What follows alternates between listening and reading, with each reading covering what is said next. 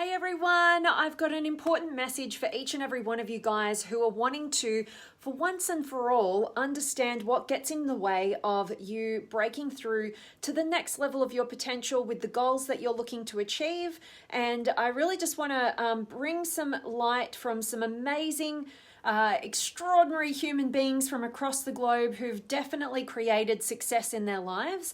And they spread their message and their wisdom, and in their own unique ways actually really contribute to the rest of the world and our belief in our potential and the possibilities available to each and every one of us.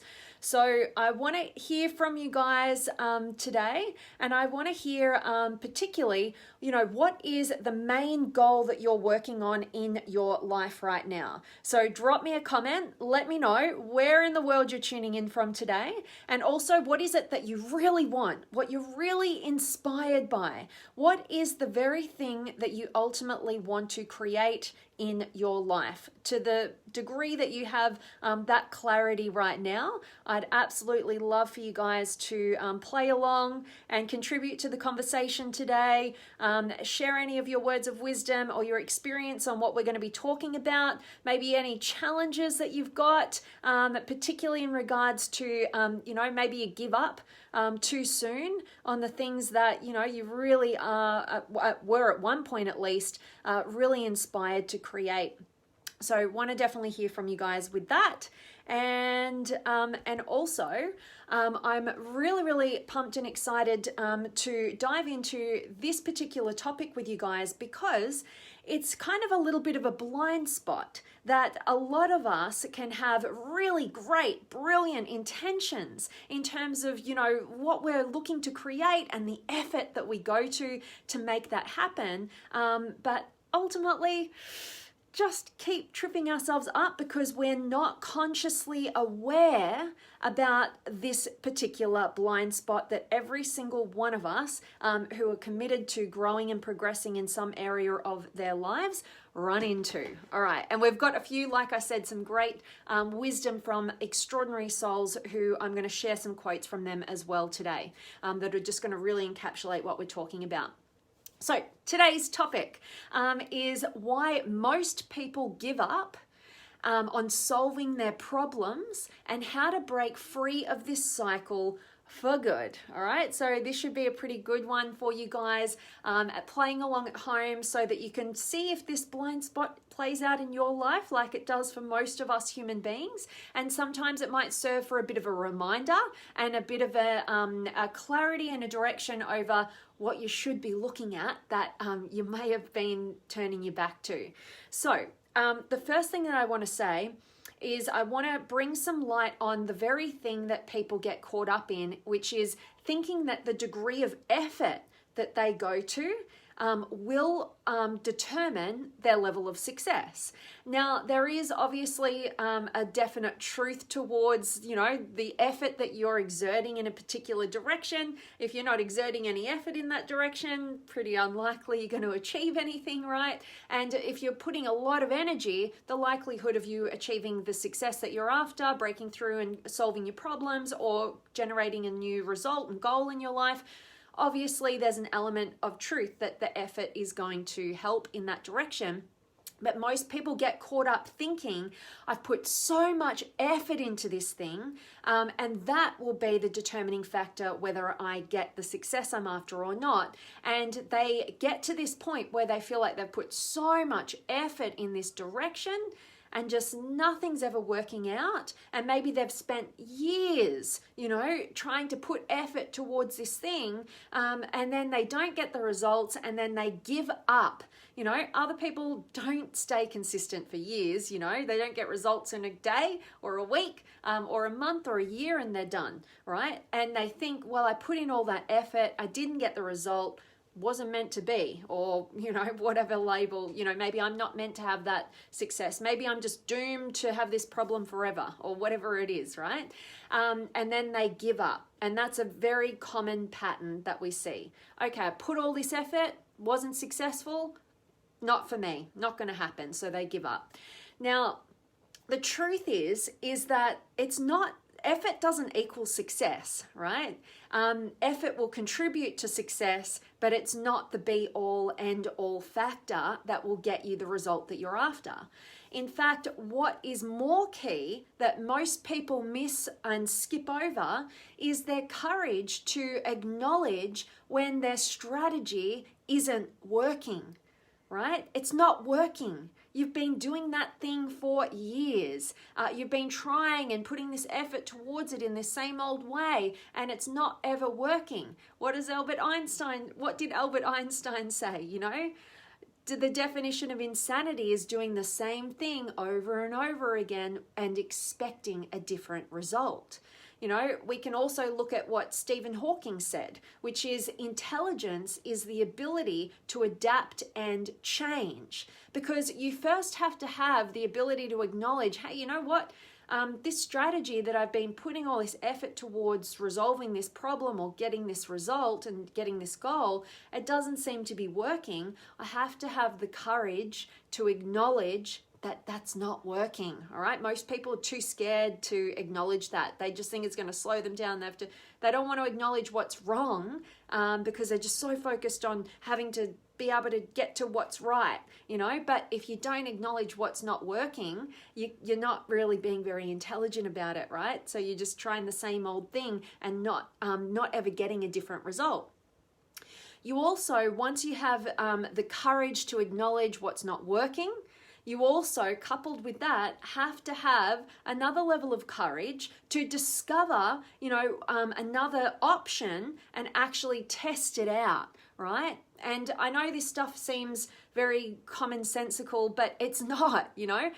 Like Brendan Burchard would say, you know, common sense isn't always common practice, right? We have to be able to see a blind spot that each and every one of us can fall into the trap of, which is ultimately thinking, oh, I put enough effort towards that, didn't work out, so I give up. Instead of going, no, like Tony Robbins would say, I'm busting out the quotes today, but you know, Tony Robbins would say, you know, be committed to your result, committed to your goal, but stay flexible with your approach, you know, because you've got to go, you've got to make it measurable. You've got to work out this is or this isn't working. And ultimately I've got to have the courage to acknowledge what's not working. I've got to have the courage to go into the realm of uncertainty and discover what another strategy might be. Or if there's nobody out there who's got the result that you're after, maybe you have to create the strategy yourself, but you have to try something different. You have to test it out.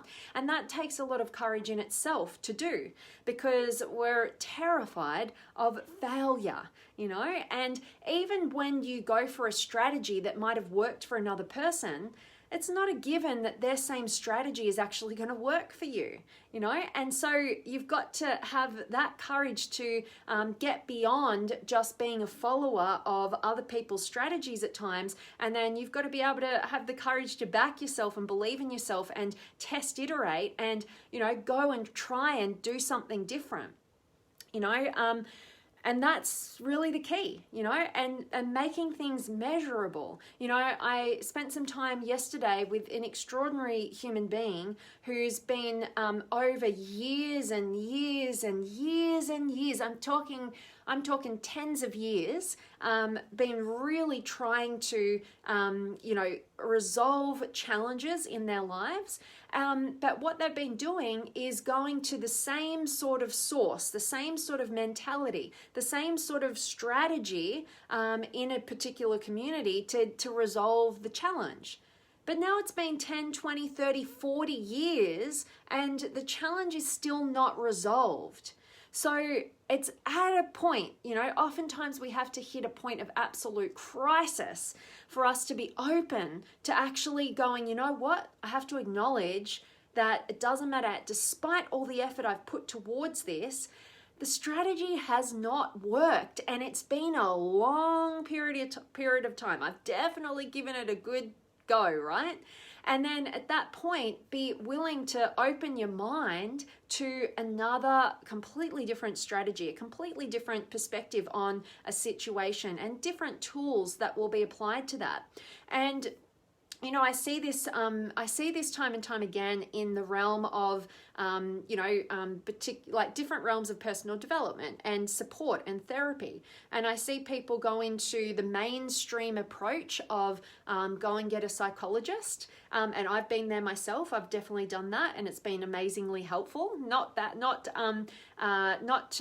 critiquing I'm critiquing, but I'm not criticizing and throwing out psychology. I'm saying it's got its time and its place, and it's absolutely powerful. And I actually encourage my clients to seek the guidance of psychologists when they're working with me as well, because they've got a different angle. And if you really want to get beyond a challenge in your life, go to war with it, like take it from all angles, and be open-minded about who you're getting that guidance from as well. But basically, I see this time and time again, and we do it in the health industry as well. We go this mainstream approach because we're not empowered. We don't know the information. We seek out what society tells us to be the expert in that field, right? So in the realm of mental health, over time, psychologists have been the go-to. The coaching realm and other, more innovative approaches, they're more new age, right? They haven't been around as long, even though they've been around for a substantial amount of time, and people can attest to the value and the transformation that those sources can actually add and contribute to them. It doesn't matter, because there's certain types of people, which is the majority kind of rules, that will look for the so-called expert in that field because they don't have any personal knowledge in the realm, so they handball that responsibility to whoever everybody's saying is the expert in the field. The tried and the true, right? And so they do that, and they do this with doctors as well. In every industry, there's an older version, and you want to make sure that whoever you're getting support and help from, they might have the expertise in the old way of thinking and viewing different things, or whatever their particular expertise is, but make sure that who you engage to help you in any variety is somebody who's constantly keeping updated on the latest in that industry as well. And that's why coaches can be valuable, because they tend to be more of the new dynamics, the new science behind things, new strategies, new techniques that if you go to university, they're not being taught in universities, because it takes time to change the system, and so that's really important to have your finger on the pulse with that. And this particular human being who I mentioned, over time, years and years and years seeing psychologists, and they've not really made any traction. They've felt more heard. They've been able to get some more clarity over what's kind of happened and their perspective and their feelings around things a little bit more. But ultimately, they haven't actually resolved the past, and so dealing with this amazing human being, I'm now going to help and just add some more tools that I've had great success with other clients with to overcome challenges, even more traumatic than what this particular person has been carrying on for years and years and years. And I say more traumatic with a grain of salt, because everything that we experience in our lives is subjective. So what's traumatic to me might be very different to you, and vice versa. So it's the individual's experience on that. But ultimately, from an outside meta perspective, like you'd look at the people who've been transformed through these particular processes, and you'd be, whoa, like that's traumatic, right? And so basically now I'm really excited, because for me personally, I get an opportunity to help and serve in the way that I'm most inspired. And it's really beautiful, because it's never too late. This person that I'm talking about is actually in their 70s, and they've been spending the majority of their life trying to get answers to these questions, and to, some healing from these wounds that they've experienced. And in the realm that they've dedicated all this effort to, it just hasn't helped for them. It just hasn't worked. It's had some level of help and support, but it hasn't broken through to the other side. And so you've got to be willing to go, I know I've spent years and years and years and so much effort down this path, I have to acknowledge that it just hasn't got the result that I'm after, and I have to couple that with a willingness to try something different, to seek some other way of doing things and be willing to test it out, because your life matters, your fulfillment matters. You were not put on the face of this planet to be depressed, to be sad, to be unhappy all the time. There's going to be times where, sadness is actually a really good one. It's a really powerful emotion for us to experience. But what I'm saying is, if you get caught up in your life where every day is just the same old day, what's the point in getting out of bed? You don't really feel like, you're really contributing meaningfully. You don't feel like you're growing or progressing. Every day, same old problems, same old triggers, same old states of being, feeling angry and then sad and rageful and then depressed, and like what's the point in life? I heard somebody say, I don't care about dying. I don't care about dying because, at least I'll get a good sleep, because I just can't sleep at night. My mind is racing. It's, constantly focused on the problems. I can't even focus. I can't do anything. And all I want to do is go and do destructive behaviors that are detrimental to my health. And that's all that gets me by, instant gratification, momentary highs, and that's not what life is about. So look at yourself and own it with compassion. Just go, you know what? You deserve more in your life. This is not what your life was meant to be about. Life is about living. You don't wait till the end so you get some deeper sleep, right? You make it matter now. And a lot of us, there's different transitions in life. You've identified as being a mother or a father with your kids, and now they're grown up, and now what are you doing with your life? And you get depressed because you haven't transformed your identity at this point in your life. This person I was talking to, like I said, in their 70s, at this point where it just felt like, well, this is it, I'm old now. No, you're not.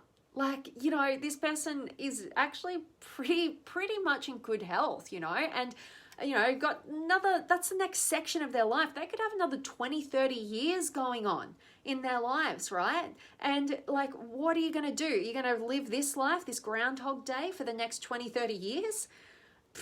Is that really worth it? Shouldn't it be more about the quality of your life over the quantity of just getting to that point? You've got to look at this stuff, and you've got to be willing to take your head out of the sand and acknowledge what's not been working. Acknowledge that, you've had some experiences that need to be validated so that you can actually get beyond them and heal from the past. Let it go and transform your life by having a new vision, new clarity over who you are and who you'd be proud to live your life as. And that's what actually really matters. So this has kind of got a few different angles in it. But yeah, it was really inspired by this amazing human being in my life who I'm super grateful that I get an opportunity to impact and help transform.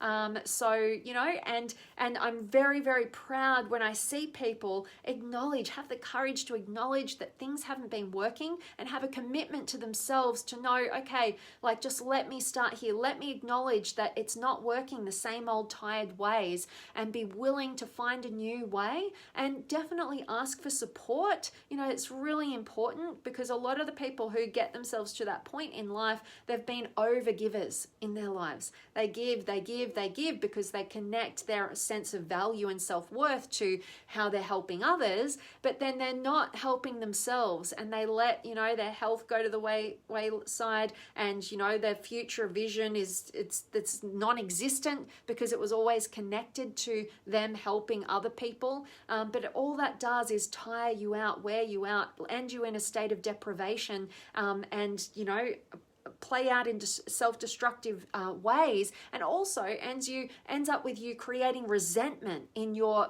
close relationships, because you feel like you've given and not received an equal amount back, because you haven't been able to receive, if we get to the bottom of it, or even ask for that support, and then maybe expect people to be mind readers, which nobody is, all these different angles. But at the end of the day, you self-sacrificing at the expense of any of your health is only going to be detrimental to yourself and all your relationships and your life vision. So you've got to just know why we all give up, why we have this tendency to give up, and and to break this cycle for good by realizing it's not about effort. Effort doesn't equal success. It's in your ability to be flexible in your approach to reaching and attaining your goals and breaking through your challenges. All right. And that takes courage. All right. And it takes you being willing to get into some sort of uncertainty, right? Which most people do not want to do. Most people, if we look at the 6 Human Needs by Tony Robbins, they want to have certainty, right? They want to be in comfort all the time. That at least they're certain about what their problem is, right? And it's too scary to venture into the unknown to discover a new way of going about attaining what they want or breaking through what they want. And other people, and most people also, coupled with wanting to be certain, they want to be significant. They want to be important. And the quickest, although destructive, way of being significant is having problems.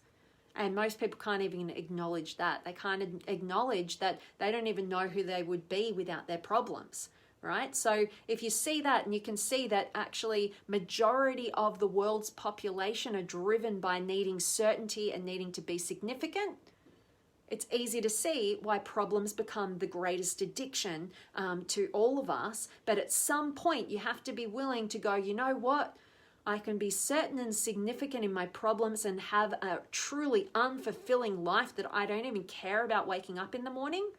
Or I can choose to go into some uncertainty and, and attempt to discover who it is that I actually am and who it actually is that I want to be and the actual future that I'd like to have, and dream a bit bigger here and, and open myself up to that so that I can have the possibility of a truly enriching, fulfilling life. All right. So really hope this message has served you.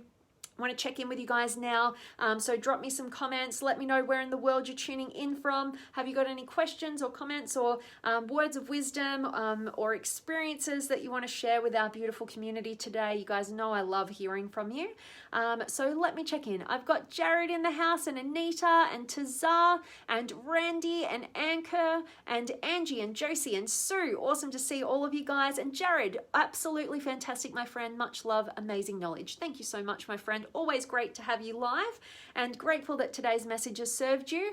And Ty's in the house, and Brian, you ever brush your teeth with your non-dominant hand? Yeah, it makes you use the other side or different part of your brain. It's good to mix it up and trick your brain. Oh, that's a really good point, Brian. Yeah, totally. I have done that before, and actually just recently I was doing some learning from Mel Robbins, and she was talking a bit about that as well. And yeah, it's important to notice what our habitual patterns are.